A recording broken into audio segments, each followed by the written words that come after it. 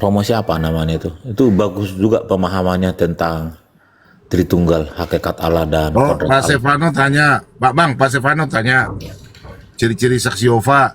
Yesus punya Tuhan, saksi Yehova. Dan Yesus bukan Allah, itu saksi Yehova. Itu intinya saja, Pak. Saksi Yehova itu tidak mengakui Yesus sebagai Tuhan dan Juru Selamat. Itu.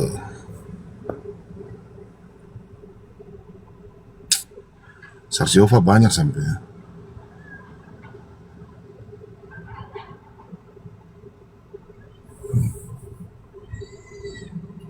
Nah, memang kalau untuk Katolik memang saya lihat bagus memang Romo Cafe.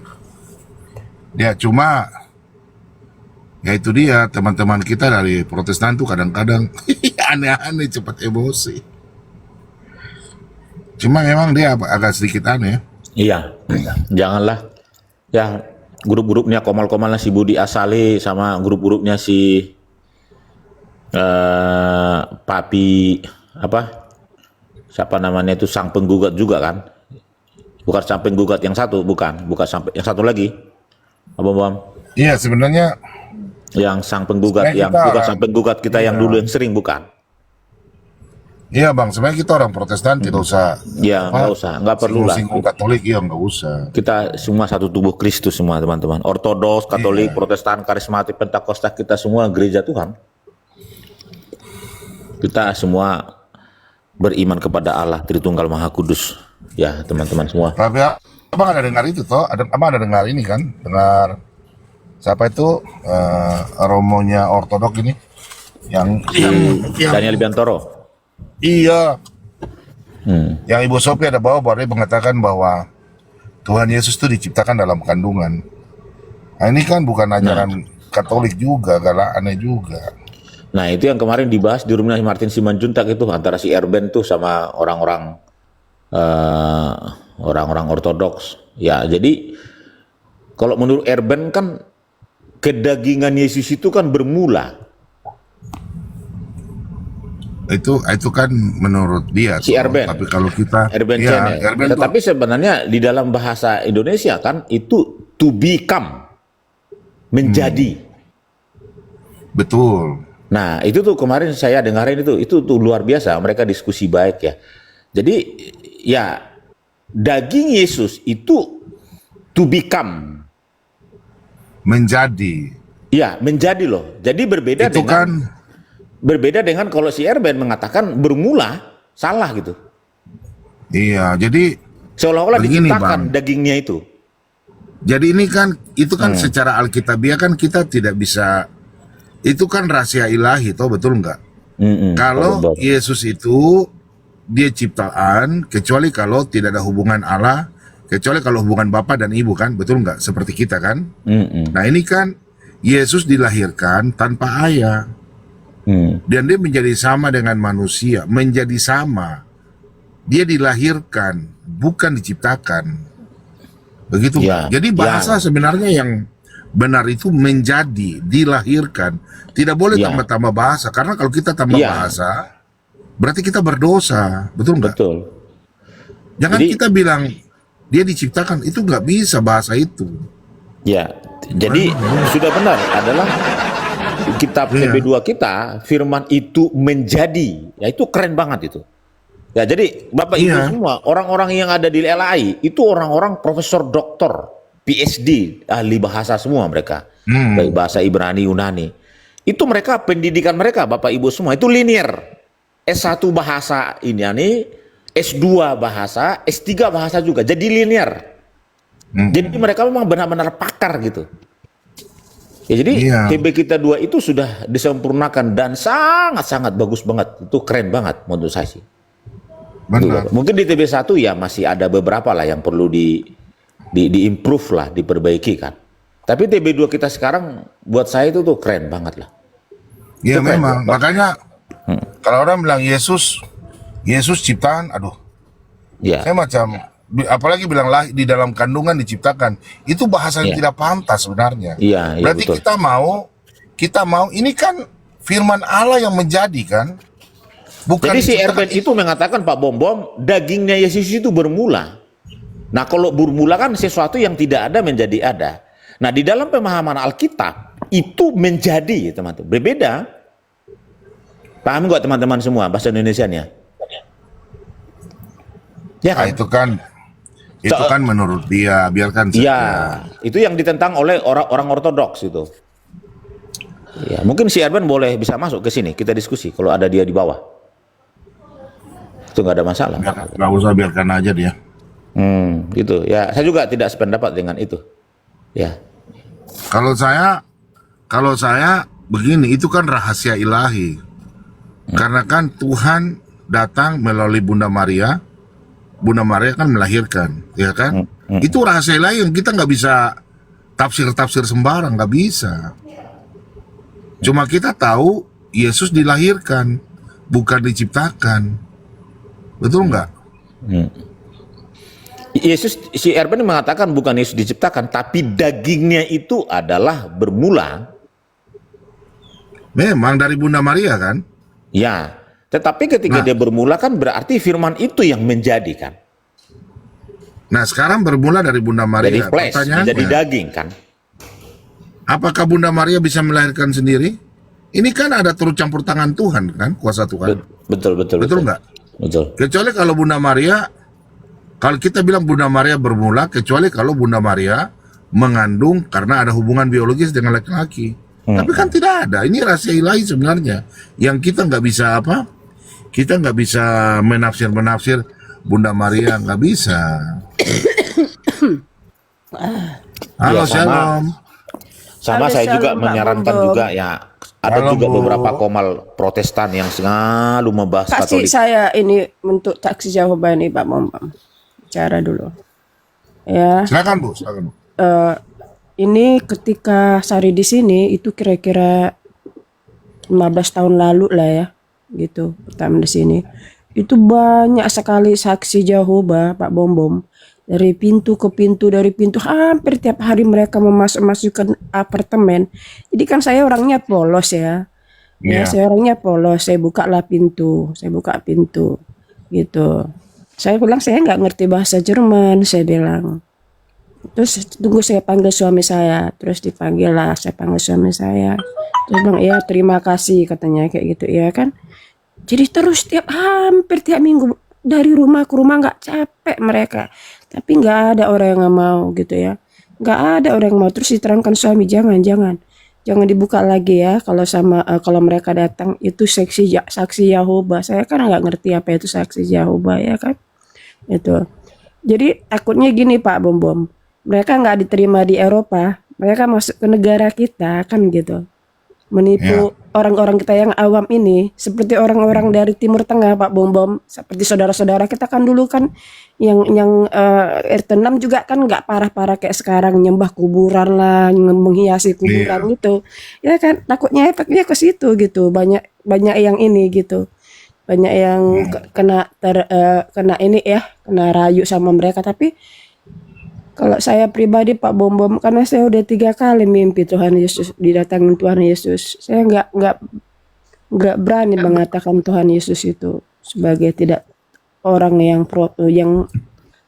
tidak gimana gitu ya, yang tidak berkuasa gitu Pak Bom. Karena saya mengalami pribadi gitu ya kan. Iya. 3 kali. Jadi saya dan selama di YouTube ini banyak kali kesaksian orang-orang didatangin Tuhan Yesus, dari RT 6 atau dari yang lain ya kan. Nggak pernah didatangin nabi-nabi lain kan gitu. Pasti didatangin Tuhan Yesus kan gitu. Itu salah satu kenyataan yang mungkin mereka itu jangan pungkiri gitu. Ya mudah-mudahan aja seksi Yahova ini. Sampai sekarang loh Pak Bambang nggak ada itu berlaku di Eropa ini. Itu. Ibu Sari di mana Ibu Sari tinggalnya? Kalau saya di Austria Pak Bom. Oh, Austria. Iya di Austria, saya di Austria. Kan di sini mayoritas Katolik ya kan. Itu. Iya Katolik. Kalau Ibu Katolik juga.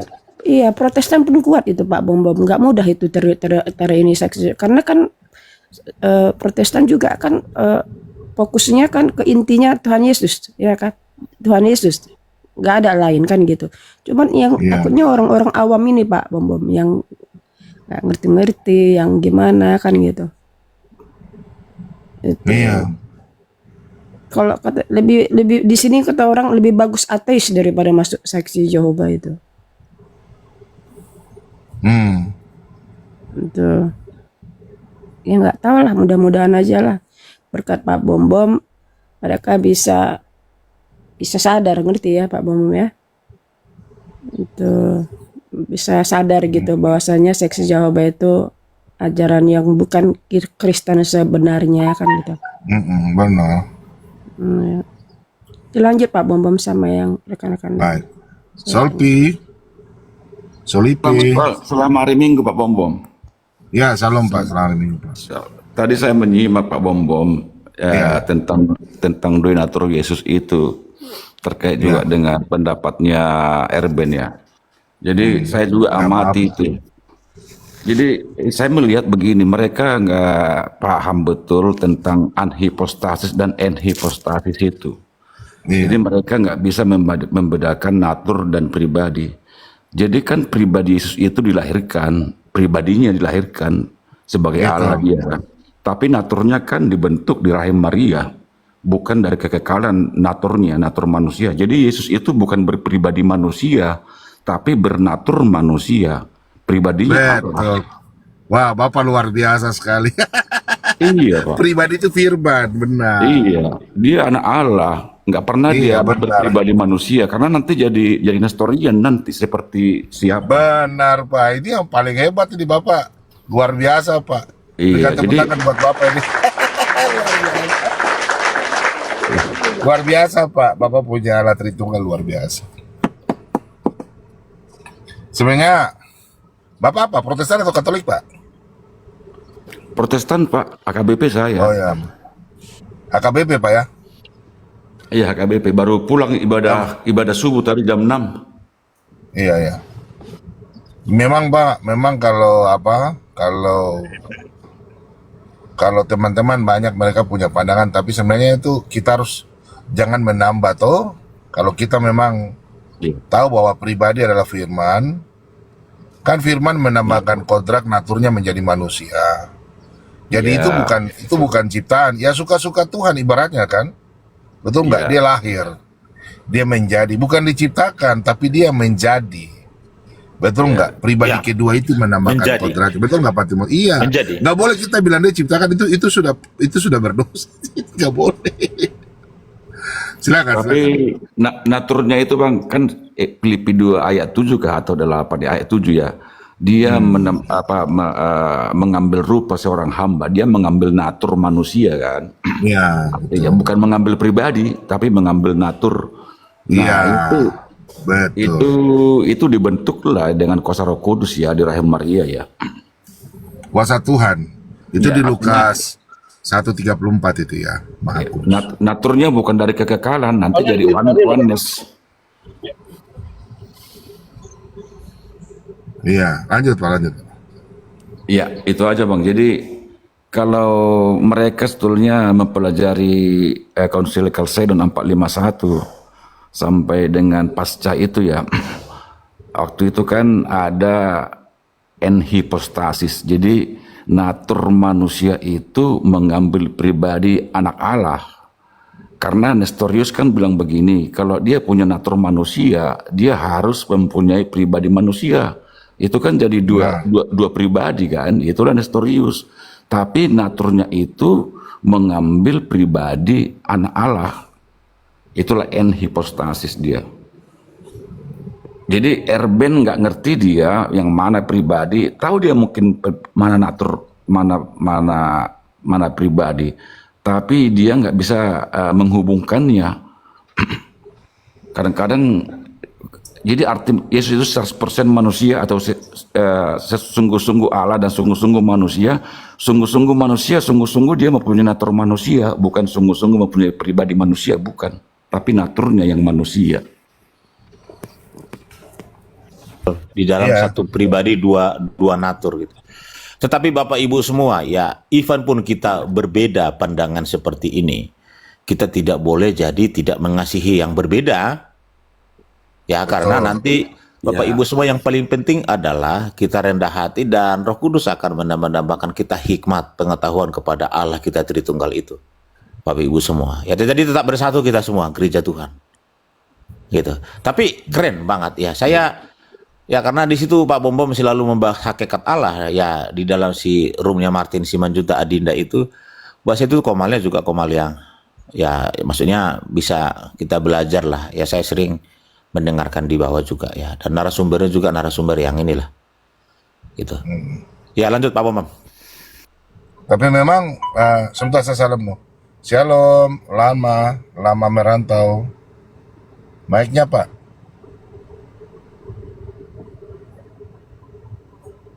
Kayaknya ketindis ya. Tapi memang Bang, memang itu kan kalau kita baca di Lukas ini ya, saya baca ya Lukas 1 ya. Memang kalau kita bilang kalau Tuhan Yesus Tuhan Yesus diciptakan dalam kandungan, jelas pertanyaan, kok Tuhan diciptakan Tuhan? Betul nggak Pak Solvi toh? Sofi? Ya, pribadinya nggak diciptakan. Kan ada seorang, iya nggak bisa bilang diciptakan di kandungan. Itu bahasa yang sangat salah sekali itu. Iya. Karena ada yang mengatakan bahwa Yesus diciptakan dalam kandungan. Nah itu sudah sangat luar biasa, salah sekali bagi saya itu. Itu. Kalau menjadi manusia, itu karena kuasa Tuhan kan. Kita nggak bisa kita nggak bisa bikin seperti, ibaratnya kalau kita bilang Yesus ciptaan atau Yesus diciptakan dalam kandungan, berarti kita mau melampaui pemikiran Allah kan. Sedangkan dalam Roma 11 ya, ayat 34 itu kan kita nggak bisa. Sebentar saya baca ya. Ini kadang-kadang orang-orang bicara nih, mereka bisa menafsirkan seenak-enaknya aja Bang. Makanya saya tuh paling nggak bisa. Ini kan di Roma 11 ayat 33 sampai 34. Oh alangkah dalamnya kekayaan, hikmat dan pengetahuan Allah. Sungguh tak terselidiki keputusan-keputusannya, dan sungguh tak terselami jalan-jalannya. Sebab siapakah yang mengetahui pikiran Tuhan? Atau siapakah yang pernah menjadi penasihatnya? Betul nggak teman-teman? Jadi kalau kita bilang yang tertulis ya Tuhan firman menjadi manusia, sudah sampai di situ saja. Kalau bilang dagingnya dari keturunan Bunda Maria, ya iya. Tapi jangan bilang dia diciptakan, itu nggak boleh loh kita bicara begitu. Betul nggak Bro? Pak Timothy? Betul. Kalau Iya, karena kan kalau dibilang diciptakan seolah-olah pribadinya diciptakan, itu nggak pas. betul. Ya. Iya, itu sudah karena kita tahu kan pribadi itu kan Sang Firman, Iya. bukan manusianya. Nah, pribadi kedua ini yang menambahkan kodratnya menjadi manusia. Jadi itu hak prerogatif Tuhan. Iya. Tuhan yang punya punya kuasa. Kita nggak bisa menjelaskan itu. Ezra Soru bilang Saya dengan Pak Bom selalu, saya nggak menolak ya dikatakan Yesus itu punya Tuhan. Kenapa saya tolak itu Bang ya? Ya artinya secara ontologis dia tetap Tuhan, dia dari awal nggak pernah berubah, dia nggak Tuhan kan secara ontologis ya. Jadi dia memang merendahkan diri ya, sama seperti presiden lah ya, presiden dia rela untuk menyapu halaman. Dia tidak katakan tukang sapu, dia bukan. Dia adalah presiden, tapi dia rela untuk menyapu halaman. Jangan kita bilang dia tukang sapu. Dia tetap presiden. Jadi dan naturnya itu tidak punya Tuhan. Natur itu tidak mempunyai tindakan. Yang punya tindakan kan pribadinya. Yang natur itu hanya mengkomunikasikan sifat dan kehendak kepada pribadi. Jadi naturnya nggak bertuhan, karena natur itu tidak berbuat apa-apa. Yang berbuat adalah pribadinya.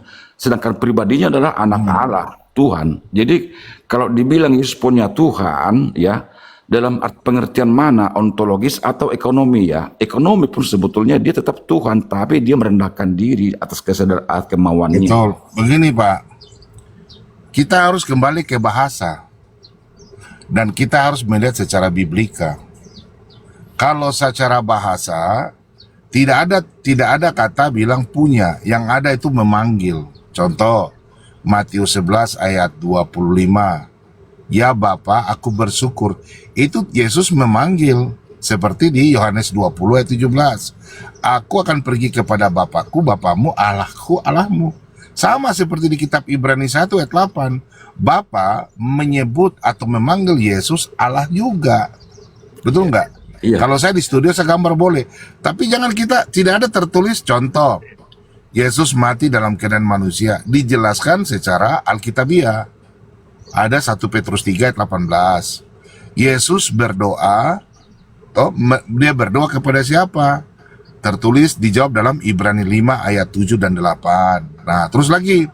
Yesus ketakutan, diberikan kekuatan oleh malaikat kan? Ada kan? Di Lukas 23 ayat 42-43 itu. Nah, pertanyaannya, jawabannya di mana? Ada Ibrani 2 ayat 7 sampai 9, Pak. Itu semua ada jawabannya. Nah, pertanyaannya, Yesus menjadi manusia, dia punya Tuhan. Tidak tertulis dalam Alkitab, Pak. Nggak ada. Setuju, Pak ya? Iya. Nggak ada.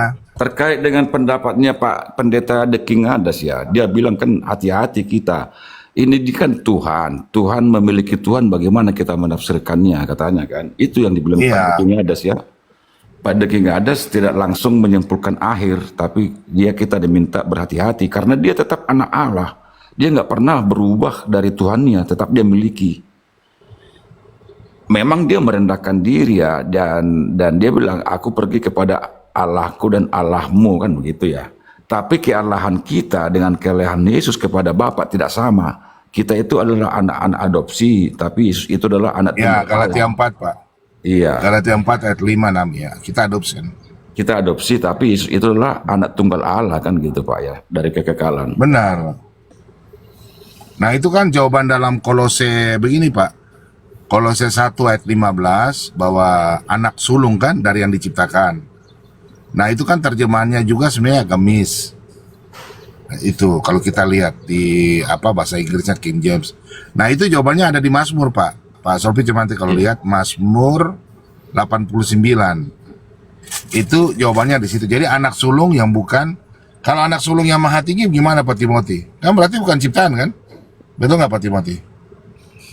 Coba kita buka di Mazmur 89 ya, ayat yang ke 20 berapa 26 itu ya. Ya coba kita buka ya. Ini 26 kalau di handphone 26 sampai 29. Di sini kan tertuliskan bahwa anak sulung yang menjadi maha tinggi. Yesus kan dilahirkan anak sulung, anak tunggal yang maha tinggi. Ya, itu sudah Yesus. Oke, saya tutup kamera dulu ya Bang ya. Saya bikin kamera ini dulu karena saya mau jalan gini. Saya bikin dulu.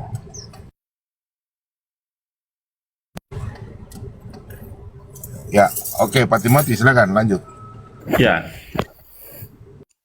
Jadi itu Bapak Ibu semua ya, terus kita belajarlah akan Alkitab kita teman-teman semua, supaya kita bisa memahami dan bisa mengerti kehendak Allah. Ya, khususnya di dalam surat-surat Rasul Paulus. Ya teman-teman semua. Ya surat-surat Rasul Paulus semua itu di dalam pasal pertama itu salamnya kan selalu Allah Tritunggal semua. Ya. Gitu teman-teman semua. Ya.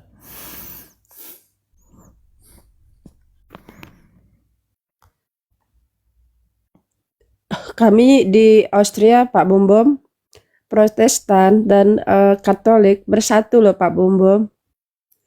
Itu. Oh Pak Bombom, Pak Timothy tahu. Pak Bombom tuh tidak pernah ini mau ribut-ribut untuk anak Tuhan. Kalau yang saksi Yehova, Oneness memang kita gigit.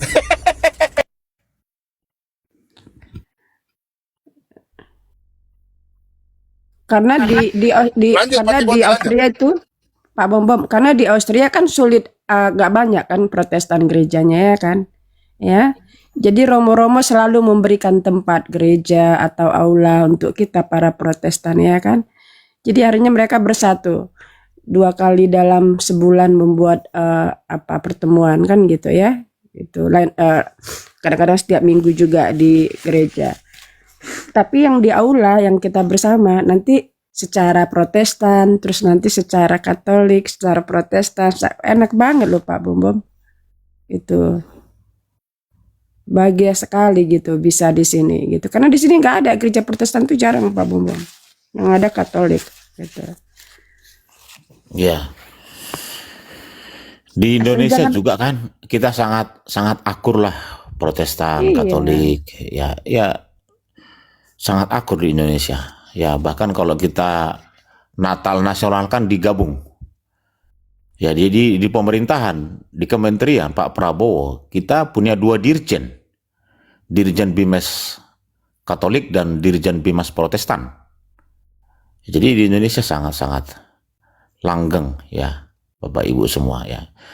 Kita semua satu tubuh lah ya, kita harus ya saya ini mengoreksi ya orang-orang Protestan yang selalu mengulik-ngulik ya Katolik.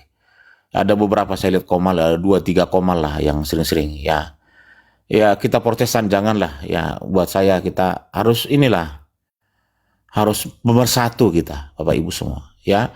Saya selalu sampaikan di komal saya Pak Bom, tanpa kamu juga kok kekristenan berjalan kok. Artinya komal-komal yang selalu ya yang sewot dan juga risih kepada denom-denom lain, tanpa kamu juga kekristenan berjalan gitu. Jadi artinya kamu ada atau tidak ada, semua pekerjaan Tuhan tetap jalan. Ya, paham maksud saya Bapak Ibu semua ya. Jadi kamu nggak usah ya jadi pemecah belah itu. Ya Katolik juga sama itu, apalagi catatan kaki itu. Catatan kaki saya udah maki-maki tuh orangnya itu. Selalu memprotes Protestan itu. Ya, sama juga. Ya, grup-grupnya si sang penggugat ya sama pendeta Budi Asali itu. Ya, saya ngomong nih, ya nggak berhentilah.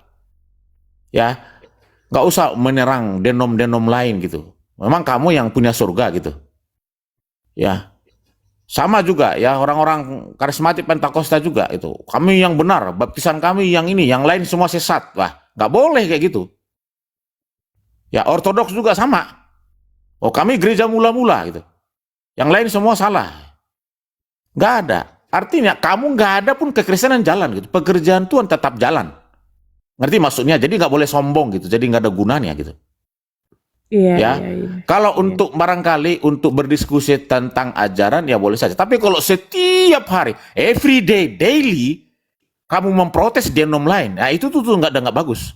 Pasti di dalam kamu bukan roh Tuhan, roh pemecah belah. Ya, Roh Kudus itu selalu menyatukan dan menyatakan kasih kepada siapapun. Ya, karena gereja Ortodoks, Katolik, Protestan, Karismatik, Pentakosta kita semua satu tubuh kok. Iya. Ini penting. Kecuali saksi Jehovah ya Pak. Ya, saksi-saksi Yehova Kan itu bukan. dari 50 tahun lalu Pentakosta, Katolik kita kan satu di Indonesia. Betul. Tapi saya nggak dengar saksi Jehovah gitu ya kan. Iya. Itu kecuali Jadi itu aja lah gitu. Kita komal-komal akun. TikTok ya minta tolong nih komal-komal TikTok. Saya punya catatan di catatan saya ya di book pocket saya ada komal ini selalu begini. Saya everyday tiap hari. Saya sempat kaget juga itu Iya. mendengar kemarin Edis TV itu ya kan saksi Tuhan, Yesus punya Tuhan, udah itu dulu poligami itu para rasul-rasul poligami. Maksudku dia begitu lantangnya gitu, nggak mikir akibatnya apa. Saya mendengar sendiri loh Pak itu ya. Saya Dari situ Ibu Sari saya- nggak ke sana. Saya nggak ke sana, nggak itu mungkin pribadi Tunggu ya. dulu, Maksud Pak. saya Jangan potong ini saya. komal-komal TikTok ini yang saya Iya. selalu ini masukkan ya. Jadi jangan ya. Nggak ada itu di dalam ajaran. Karena sekarang kan andalan mereka kan cuman Edis ya kan. Menurut saya secara pribadi, secara psikologi apa ya gitu. Kalian nggak usah di bawah, nggak usah inilah ya. Saya tuh instingnya tinggi loh, nalurinya tinggi. Saya dulu memang simpati sama Edis ketika ingat ya, dengar kalian ya, ketika dia hanya mengingatkan saudara-saudara kita yang RT 6 agar jangan menyembah batu, agar jangan menyembah kuburan dan lain-lain. Gitu ya. Itu aja ingat ya, itu bagus loh gitu. Ya.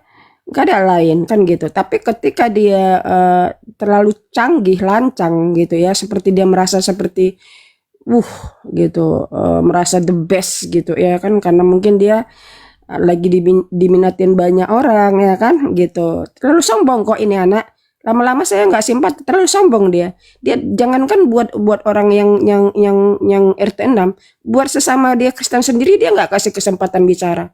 Dari situ dia orang yang nggak ada etika menurut saya gitu. Kalau berdebat nggak boleh kayak gitu kan gitu. Ya mengenai Pak Bom Bom, dia pendeta pas atau tidak itu nggak urusan juga bagi saya itu.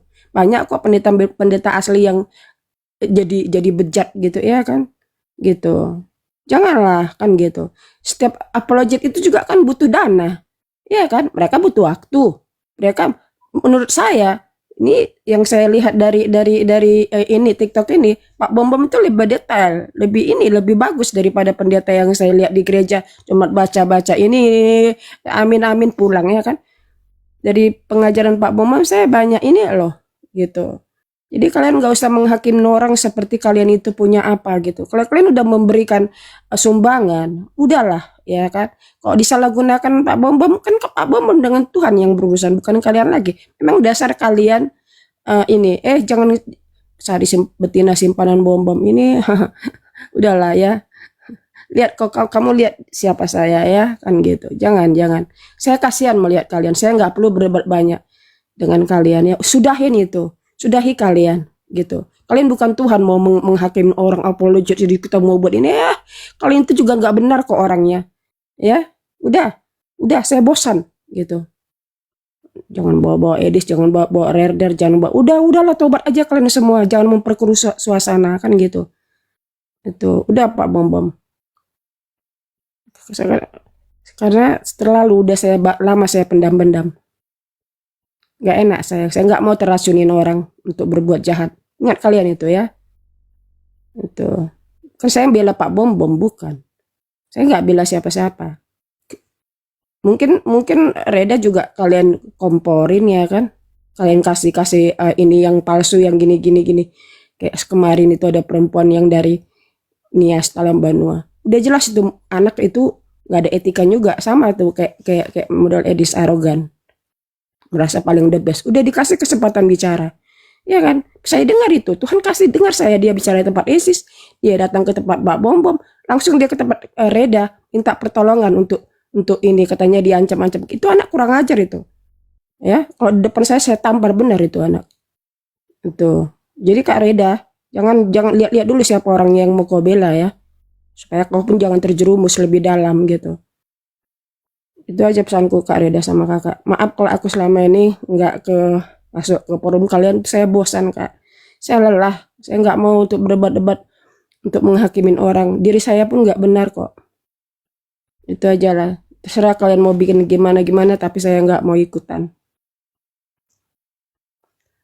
Udah Bang Timothy, Pak Timothy. Lanjut Pak. Jadi saya lanjut ya Bapak Ibu semua. Ya, jadi kita harus terus bersatu ya, saling doakan ya. Bapak Ibu tahu nggak, banyak simbol-simbol kekristenan yang harus didoakan.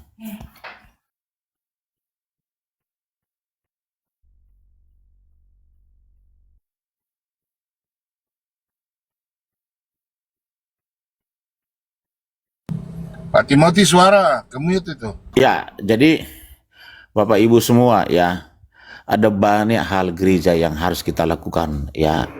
Bapak Ibu tahu nggak, banyak simbol-simbol kekristenan yang harus kita doakan. Ya, contoh banyak lembaga non-profit yang dikelola oleh Denom Ortodoks, Katolik, Protestan, Karismatik, Pentakosta. Banyak yayasan-yayasan non-profit yang harus kita doakan.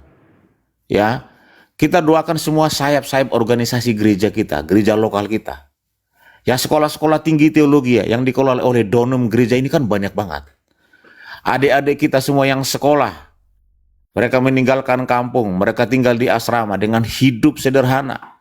Para dosen dengan hidup, ini juga adalah simbol-simbol kekristenan juga. Semua sayap-sayap gereja, ya 3 arus besar gereja ini. Lembaga Alkitab Indonesia, program-program mereka mencetak Alkitab itu juga. Ya, itu juga pekerjaan Tuhan juga Bapak Ibu semua. Komsel-komsel di tempat kita bergereja, kaum pemuda remaja, kaum ibu, kaum bapak, walau ini sekolah minggu, ibadah tukang minggu, ya semua itu harus kita doakan. Semua gereja-gereja juga dalam mendirikan gereja sampai saat ini surat izin mendirikan bangunan belum selesai. Ini juga tugas kita sebagai gereja Tuhan, Bapak Ibu semua. Ya, romo, pastor, frater, episkop. Ya, mereka tidak menikah, mereka tinggal di rumah yang sederhana, mereka tinggal di sekolah. Banyak yayasan-yayasan Katolik, ya, romo, pastornya itu dan suster-suster itu tinggal di sekolah, yang satu yayasan dengan gereja, hidup sederhana, mengabdi kepada Tuhan. Ini juga kita harus doakan, Bapak Ibu semua, ya, supaya langgeng kita. Ya, jadi media sosial ini, ya, Instagram, Facebook dan TikTok, Instagram, kita gunakan untuk melayani Tuhan. Bapak Ibu semua. Jadi saya Pak Bom kalau ada satu denom gereja yang setiap hari dalam tanda kutip ya mensesatkan, membidatkan, oh Sami yang benar, ini yang salah semuanya. Saya hilang damai sejahtera kalau sama mereka kerjanya setiap hari begitu. Ya, kalau diskusi pengajaran boleh-boleh aja lah. Tetapi kalau kamu mengkultuskan denom kamu, terus yang lain salah, ya ini yang salah Bapak Ibu semua. Ya, Bapak Ibu tahu nggak? Banyak rumah sakit, banyak sekolah-sekolah dikelola oleh gereja denom tadi, gereja 300 besar gereja tadi. Ya kita berjuang, guru sekolahnya, semua guru-gurunya, murid-muridnya, supaya mereka berpengetahuan, berpendidikan, yang memiliki hikmat pengetahuan seperti hikmat Amsal Salomo kepada mereka, menjadi penerus gereja. Dan ini juga adalah alat Tuhan juga untuk memberitakan Injil.